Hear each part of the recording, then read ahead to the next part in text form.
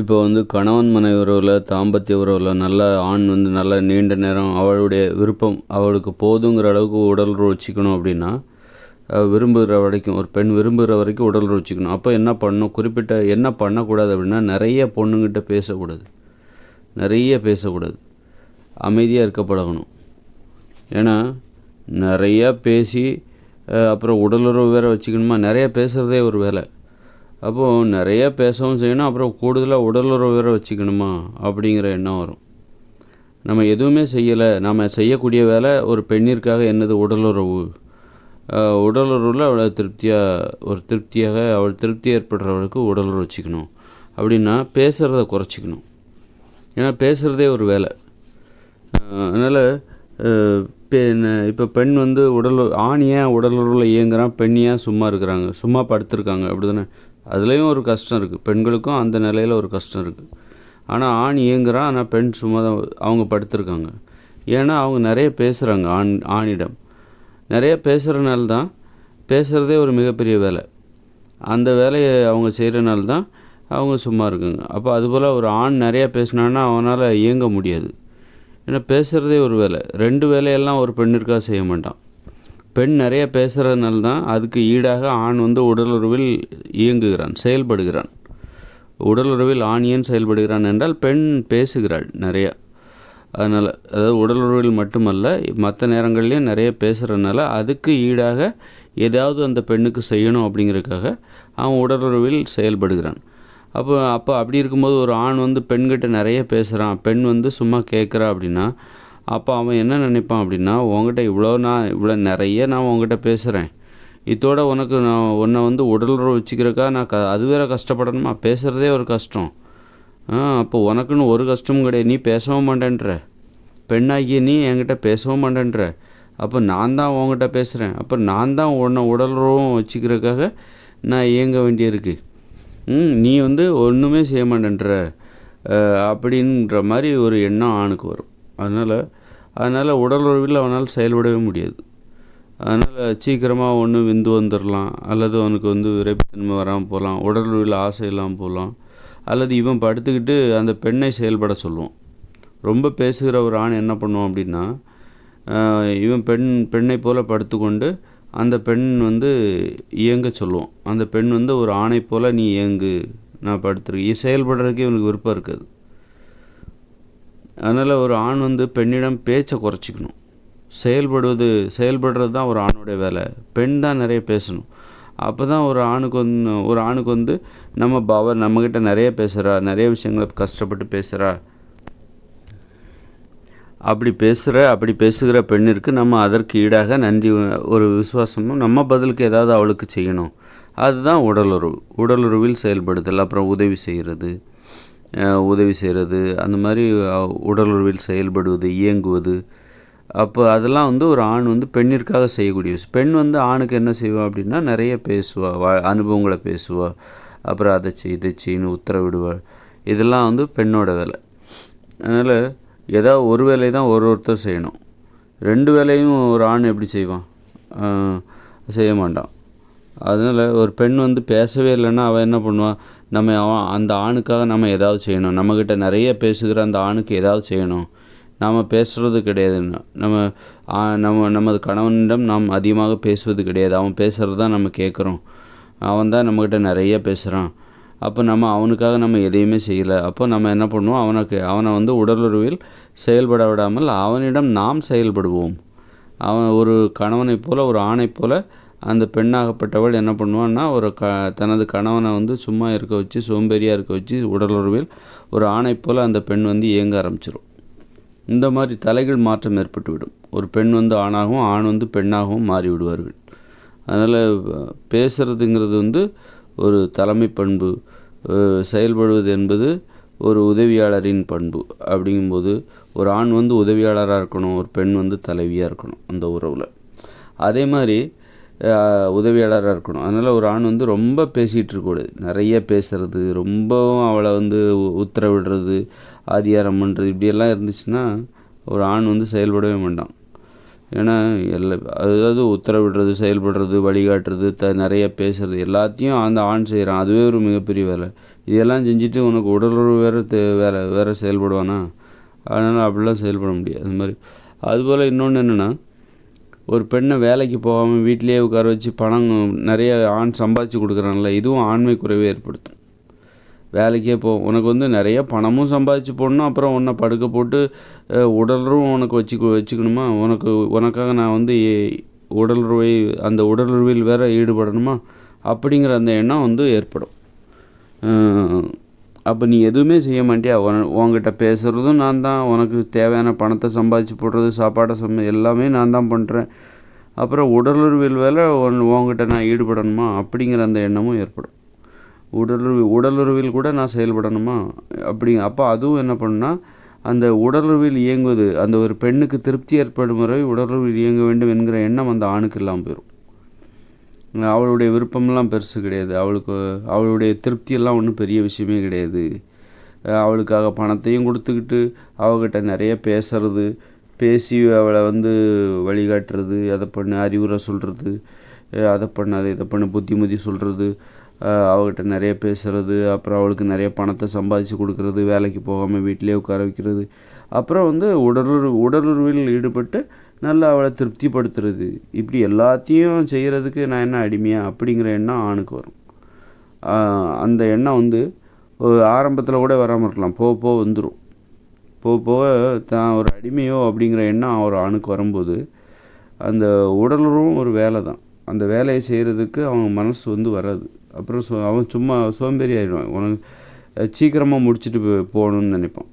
உன்னுடைய அந்த மனைவியின் திருப்தியெல்லாம் அவனுக்கு பெரிய விஷயம் கிடையாது.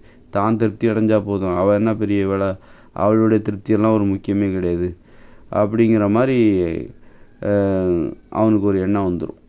அவளை வந்து அது முக்கியமானவளாக தெரியணும். அந்த திருப்திங்கிறது அவளும் ஒரு கடமை செய்யணும், நாம் அதுக்கு ஒரு பதில் கடமை செய்யணும்.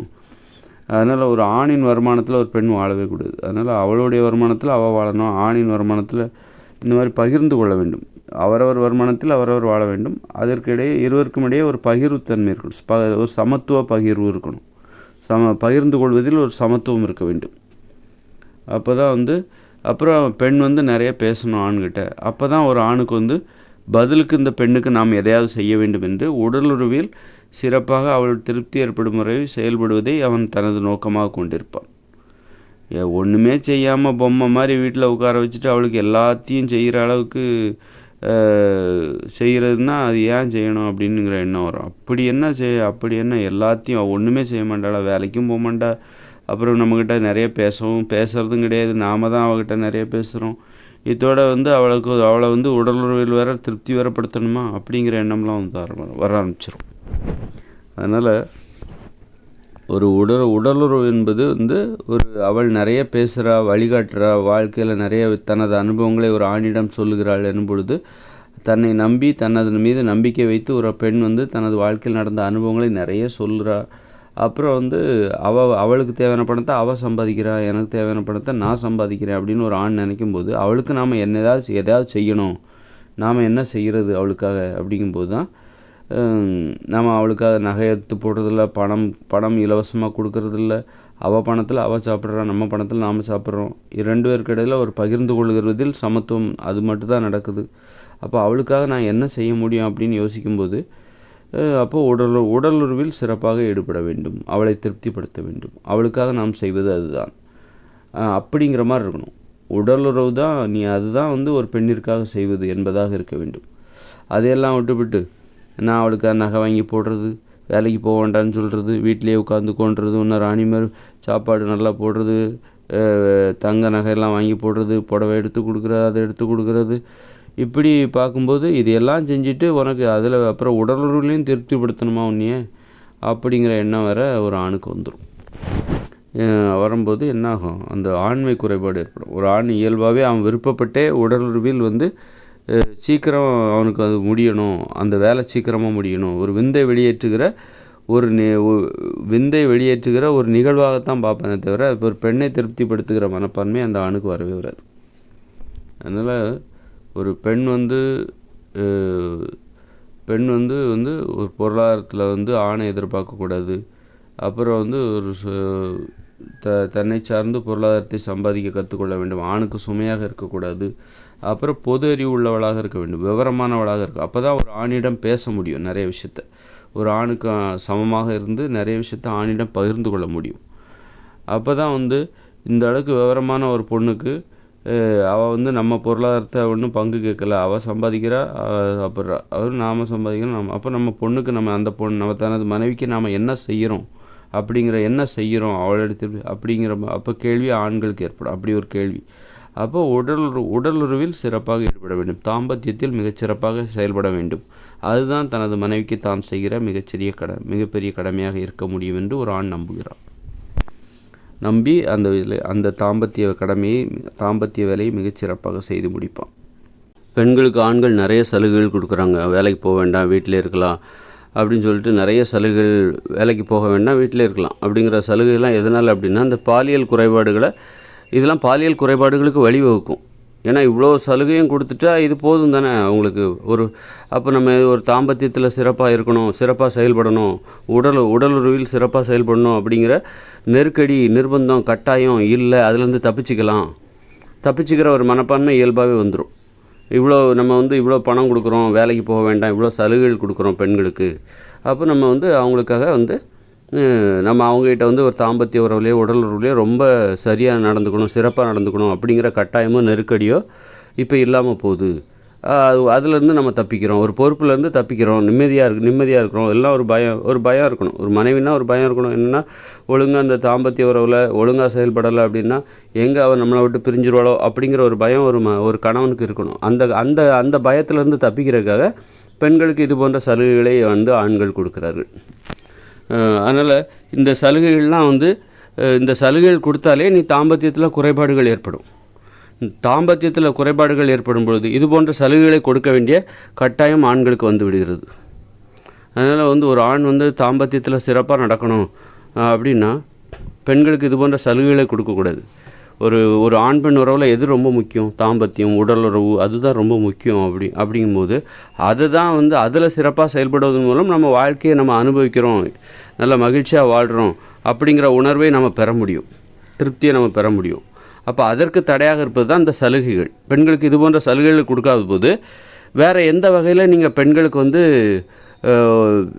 உங்களுடைய அன்பை காட்டுவீர்கள்? இப்போ உங்களுடைய அன்பை காட்டுவதற்கான வழிமுறைகளாக என்ன நினைக்கிறீங்க அப்படின்னா, ஆண்கள் என்ன நினைக்கிறாங்க? சலுகைகளை கொடுக்குறது, வேலைக்கு போக வேண்டாம், வீட்டிலே இரு அப்படிங்கிறது. அப்புறம் நிறைய பொருட்கள் வாங்கி கொடுக்குறது, நகைகள் வாங்கி கொடுக்குறது, புடவை வாங்கி கொடுக்குறது, சாப்பாடு போடுறது, இப்படி இவ்வளோ சலுகைகள் கொடுக்குறாங்க அன்பை வெளிப்படுத்துவதற்காக.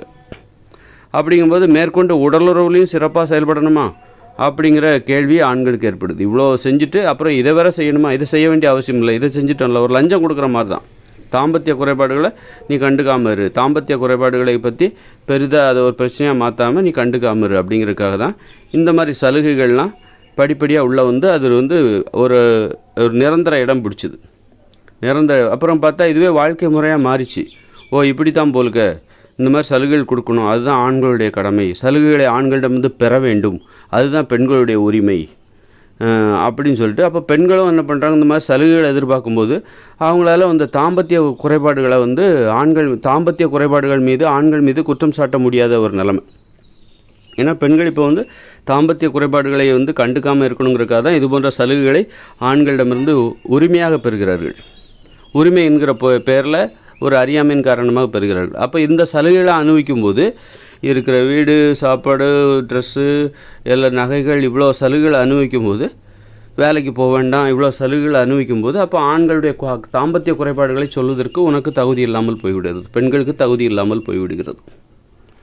அதனால் அந்த தகுதி அந்த தகுதி ஒரு பெண்களுக்கு ஆண்களின் தாம்பத்திய குறைபாடுகளை ஒரு புகாராக பிரச்சனையாக மாற்றணும், அது உன்னுடைய உரிமை, வாழ்வதற்கு வாழ்க்கையில் அதுதான் உண்மையான இன்பம், உடலுறவு தாம்பத்தியம் என்பது உண்மையான இன்பம், அது உன்னுடைய உரிமை, அதை நீ பெற வேண்டும் என்றால் நீ நேர்மையாக இருக்கணும். இந்த மாதிரி சலுகைகளுக்கு ஆசைப்படக்கூடாது. ஏதாவது ஒன்றுக்கு தான் நீ ஆசைப்படணும். ஒன்று தாம்பத்தியத்தில் சிறப்பாக இருக்கணும், இல்லைன்னா அந்த சலுகைகள் எது உனக்கு வேணும்? ரெண்டையுமே உனக்கு தரமாட்டாங்க, ரெண்டையுமே. ஏன்னா தாம்பத்தியத்தில் சிறப்பாக இருக்கிற ஒரு நேர்மையான அணுகுமுறை, அப்படி இருக்கும்போது நேர்மையான அந்த நடைமுறை, அதுக்கு இந்த மாதிரி சலுகைகள் என்பது ஒரு நேர்மையற்ற ஒரு வழிமுறை. அதனால் நேர்மையாக இருக்கணும். ஒன்று நேர்மை இல்லாமல் இருக்கணும், இல்லைன்னா நேர்மையாக இருக்கணும். ரெண்டுமே ஒருத்தரால் இருக்க முடியாது. ஒருத்தர் லஞ்சம் வாங்குறவர் எப்படி நேர்மையாக இருப்பார்? ஒன்று நேர்மையாக இருக்கணும், இல்லைனா லஞ்சம் வாங்கணும். லஞ்சம் கொடுக்குறவர் எப்படி நேர்மையாக இருப்பார்? ஒன்று நேர்மையாக இருக்கணும், இல்லைனா லஞ்சம் கொடுக்கணும். ஏன்னா லஞ்சம் கொடுக்குறதோ வாங்குறதோ நேர்மையற்ற ஒரு நடைமுறை. ஒன்று நேர்மையாக இருக்கணும், இல்லைனா நேர்மை இல்லாமல் இருக்கணும். அதுபோல் பெண்களோ ஆண்களோ தாம்பத்திய உறவுகளில் நல்ல சிறப்பாக செயல்படணும் அப்படின்னா அது நேர்மையான ஒரு நடைமுறை. அதுக்கு தகுந்த மாதிரி உடலை உறுதியாக வச்சுக்கணும். தாம்பத்திய குறைபாடுகள் எதுவும் வரக்கூடாது. அதுக்கு தகுந்த மாதிரி உடலை உறுதியாக வைத்துக்கொள்ள வேண்டும். ஆரோக்கியமாக வச்சுக்கணும். நோயோடையும் உடலில் உறுதியும் இல்லாமல் போனால் தாம்பத்தியத்தில் சிறப்பாக செயல்பட முடியாது. அப்போ ஒரு நேர்மையாக இருக்கணும். அப்படிங்கும்போது தாம்பத்தியத்தில் சிறப்பாக செயல்படுவது தான் நேர்மை. அப்படிங்கும்போது உடலை உறுதியாக வச்சுக்கணும், உடம்பை ஆரோக்கியமாக வச்சுக்கணும். அப்புறம் உடல் உறவில் சிறப்பாக செயல்படணும், திருப்திப்படுத்தணும், பெண்ணை சந்தோஷமாக வச்சுக்கணும். இது நேர்மையான நடைமுறை. அப்போ இதை செய்ய முடியாதுக்கு என்ன காரணமாக இருந்தால் சலுகைகள் கொடுக்கும்போது நம்ம நேர்மையாக இருக்கணுங்கிற அவசியம் இல்லை. நம்ம உடம்பை உறுதியாக வச்சுக்கணுங்கிற அவசியம் இல்லை. தாம்பத்தியத்தில் சிறப்பாக செயல்படணுங்கிற அவசியம் இல்லை. ஏன்னா நம்ம அதுக்கு தான் இந்த மாதிரி லஞ்சம் கொடுக்குறோம், சலுகைகள் பெண்களுக்கு கொடுக்குறோம், வேலைக்கு போக வேண்டாங்கிற சலுகைகள் கொடுக்குறோம், வீட்டிலே குறை வச்சு அவங்களுக்கு தேவையான எல்லாத்தையுமே கொடுக்குறோம்.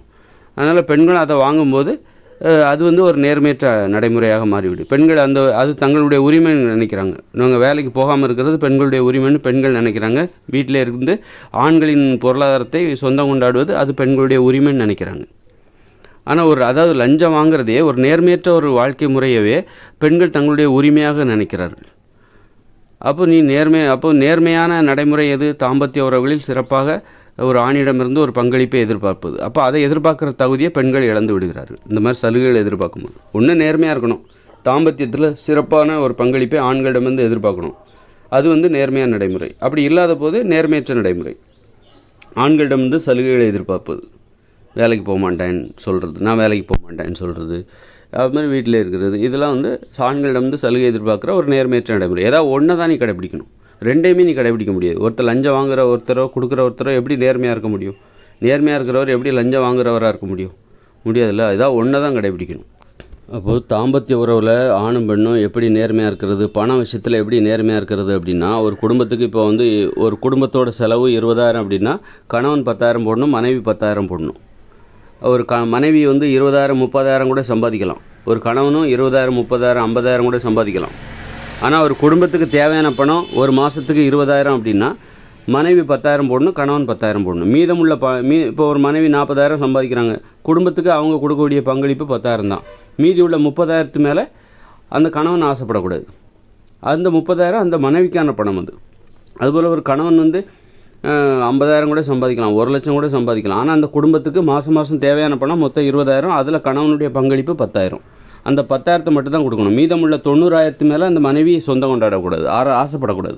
அப்படி ஆசைப்பட்டால் அதான் நேர்மையற்ற அணுகுமுறை. அது நேர்மை இல்லைன்னு அர்த்தம். அடுத்தவங்களுடைய உழைப்பை சுரண்டுறது அப்படின்னு அர்த்தம். கணவன் தானே, மனைவி தானே, ஒன்றுக்குள்ளே ஒன்று அப்படி கிடையாது. இப்போ அப்படின்னா அவங்க விவாகரத்து வாங்குறாங்கல்ல, பிரிஞ்சு போகிறாங்கல்ல, நிரந்தரமாக பிரிஞ்சு போகிறதுக்கு அந்த உறவில் வாய்ப்பு இருக்குது. அப்படி இருக்கும்போது ஒரு கணவனும் மனைவியும் பிரிஞ்சு போகிறாங்க. அப்போ மனைவி என்ன சொல்கிறாங்க? எனக்குள்ள பணம் நகை எல்லாத்தையும் கொடுங்க, ஜீவனாம்சம் கொடுங்க.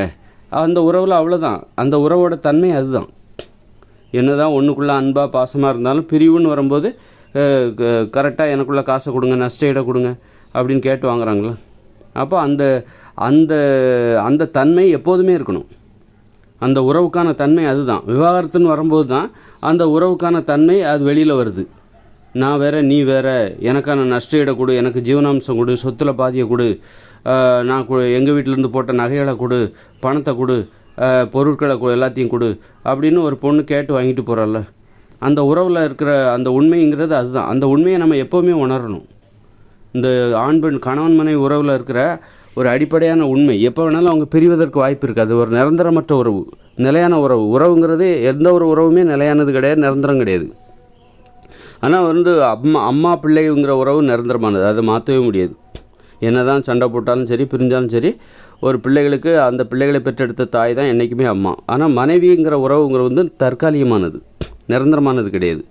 நாம் ஒன்றா வாழணும்னு நினைக்கிற வரைக்கும் தான் அந்த கணவனும் மனைவிங்கிறது நிரந்தரமானதாக இருக்குமே தவிர, அதில் யாராவது ஒருத்தர் பிரியணும்னு நினச்சிட்டா அதுக்கப்புறம் அந்த உறவு அவர்கள் பிரிந்து விட்டால் அதன் பிறகு அவர்கள் கணவன் மனைவியே கிடையாது. அந்த அளவுக்கு அது ஒரு தற்காலிகமான உறவு. அப்படி இருக்கும்போது அந்த தற்காலிகமான உறவில் ஒரு நேர்மை இருக்கணும், பண விஷயத்தில் நேர்மையாக இருக்கணும், ஏமாறக்கூடாது. ஏமாறுவது பல பிரச்சனைகளுக்கு வழிவகுக்கும், நோய்களுக்கு வழிவகுக்கும், வன்முறை உணர்ச்சிகளுக்கு வழிவகுக்கும். இப்போ நல்ல சலுகைகளை அனுபவிக்கிற ஒரு பெண் நல்ல சலுகைகளை அனுபவிக்கிற ஒரு ஆணின் உழைப்பினால் ஆணின் சம்பளத்தில் நல்ல சலுகைகளை அனுபவிக்கிற, வேலைக்கு போகிறதில்ல, நகை வாங்குற, ட்ரெஸ் எல்லாம் வாங்குற. அப்போ அந்த பெண் ஏதோ ஒரு தப்பு பண்ணுறா, இல்லை வேற ஒருத்தவங்க கூட ஒரு லைட்டாக ஏதோ தொடர்பு வந்துருச்சு அப்படின்னா அந்த ஆணுக்கு பயங்கர கொலைவரியே வரும். காரணம் என்னென்னா, இந்த ஆணிடமிருந்து அந்த அளவுக்கு சலுகைகளை அந்த பெண் பெற்றிருக்கிறாள்.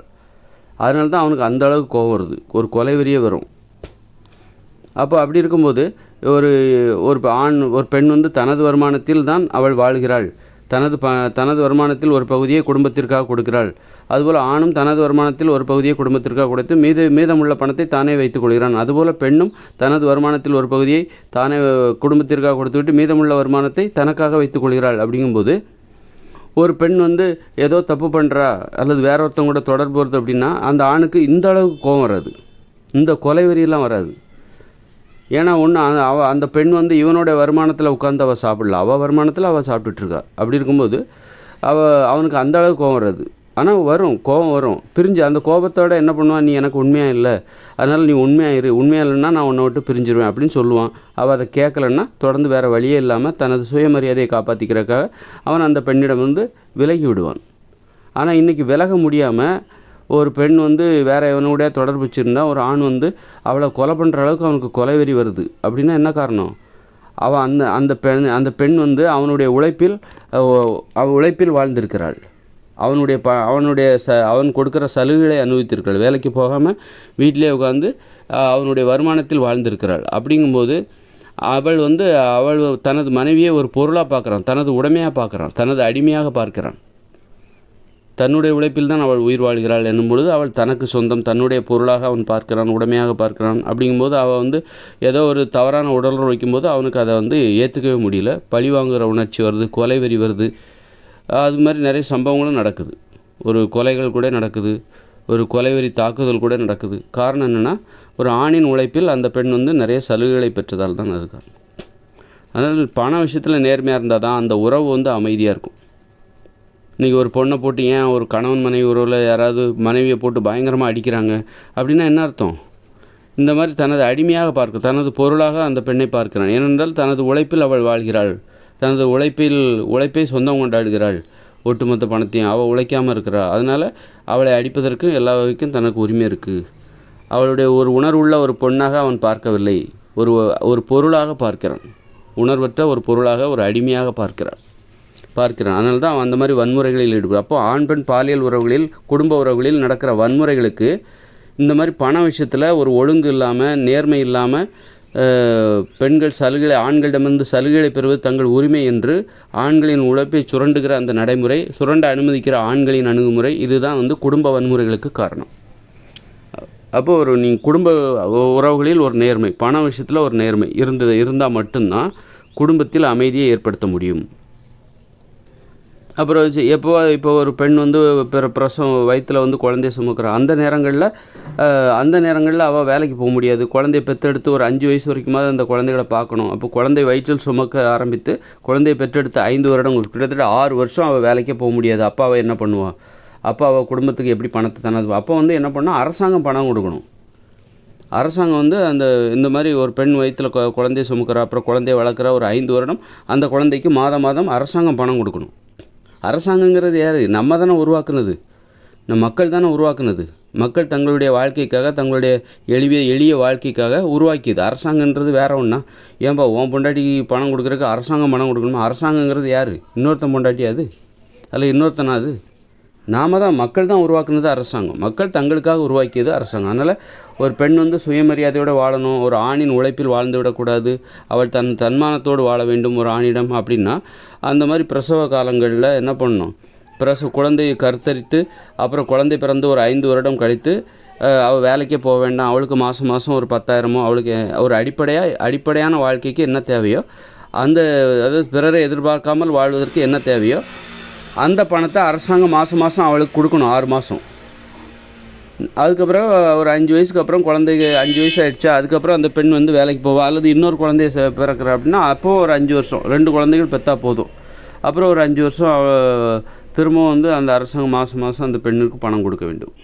இப்படி வாழ்க்கையை எளிதாக மாற்றணும், பெண்களை பாதுகாக்கணும் குடும்ப வன்முறைகள்லேருந்து. ஏன் குடும்ப வன்முறைகள் நடக்குது? பண விஷயத்தில் ஆண்களிடமிருந்து பெண்கள் சலுகையை எதிர்பார்த்து நிற்க வேண்டிய அந்த நிலை தான் வந்து பெண்களை அடிமையாக பார்ப்பதற்கும், பெண்கள் மீது வன்முறைகளில் ஆண்கள் ஈடுபடுவதற்கும், ஆண்கள் மீது இப்போ பெண்கள் வந்து ஆண்களின் உழைப்பை சுரண்டுறாங்களா, அது வந்து ஆண்கள் மீது நிகழ்த்துகிற பெண்களின் வன்முறைகள். பெண்கள் வந்து ஆண்கள் மீது ஒரு வன்முறையை நிகழ்த்துறாங்க. அவனுடைய உழைப்புக்கு சொந்தம் கொண்டாடுறது, வேலைக்கு போக மாட்டேன்னு சொல்கிறது, இதெல்லாம் ஆண்களின் மீது ஒரு வன்முறையை பெண்கள் நிகழ்த்துகிறார்கள். அதனால் ஒரு ஆண் பெண் உறவில் நேர்மையாக இருக்கணும் என்பதற்கு அப்புறம் எல்லா பெண்களும் கண்டிப்பாக வேலைக்கு போகணும். ஏன்னா இது வந்து தனி மனித விருப்பமாக அதை மாற்றக்கூடாது. நான் வேலைக்கு போகிறதும் போகாதும் என்னுடைய இஷ்டம் அப்படின்னு சொல்லிட்டு யாருமே சொல்லக்கூடாது. தகுந்த காரணம் இல்லாமல் யாரும் பணம் சம்பாதிக்க வேலைக்கு போகாமல் இருக்கவே கூடாது. அப்படி அது ஒரு 60 வயசு ஆகிடுச்சு, நான் ரிட்டையர்ட் ஆக போகிறேன். 60 வயசு ஆகிடுச்சுன்னா 4 மணி நேரம் வேலை பாரு. அது வரைக்கும் நீ 8 மணி நேரம் வேலை பார்த்துட்டு இருந்திருப்ப. 60 வயசுக்கு அப்புறம் 4 மணி நேரம், ஒரு 75 வயசுக்கு அப்புறம் ஒரு 2 மணி நேரம் கண்டிப்பாக ஒரு தொழிலை செய்யணும். ஏதோ ஒரு தொழில் நிறைய இருக்குங்க, வேலைகளை உருவாக்கணும். சாலை ஓரங்களில் மரங்களை நட்டு அதுக்கு அதை பராமரிச்சு ஒரு 100 மரத்தை யாராவது ஒருத்தர் பெரியவர் இருக்கார், 70 வயசுக்கு மேலே ஒருத்தர் இருக்கார், ஒரு 100 மரங்களை வந்து அவருடைய பொறுப்பில் விட்டுறணும். சாலை ஓரங்கள் ஏதோ ஒரு சாலை ஓரம் அந்த 100 மரத்தையும் நீங்கள் தான் பார்த்துக்கணும், தண்ணி ஊற்றணும், அதை ஒழுங்காக பார்த்துக்கணும். அந்த மாதிரி எதையாவது ஒன்று, அந்த மாதிரி எளிதான வேலை உடல் உழைப்புக்கு.